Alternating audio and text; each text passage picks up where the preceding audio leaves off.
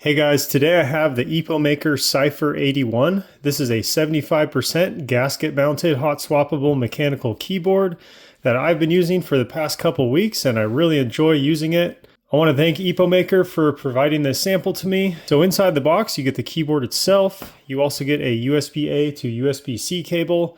This is a wireless keyboard, but you can use it wired via USB. And this is also used for charging it. They also give you a keycap and switch puller tool, as well as 3 extra Wisteria linear switches.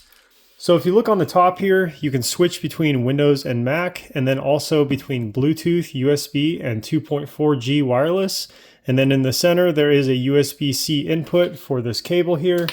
So I'm going to switch it to Windows and switch it on over to Bluetooth. So up top here in the corner, you have a little rotary knob, and you also have a little screen that shows you a few things: the battery life, the date and time, and also the platform and connection type that you're on.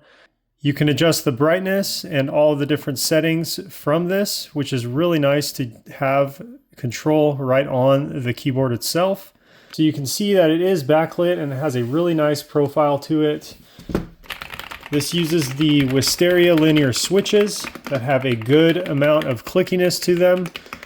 I like the responsiveness that it offers, both audibly and physically. You do have some feet that you can use to kick up the angle on the back. A very nice keyboard to use, either for gaming or for general office use. It's got a good profile to it that looks really sharp with pretty much any setup, and you can adjust these backlights to do pretty much anything you want with the software. Overall, if you're looking for a really nice 75% mechanical keyboard, the EPOMAKER Cypher81 definitely checks out. I haven't had any issues with this. I use it mainly wirelessly, but I've tested all the modes on both Mac and Windows, and everything functions as it should.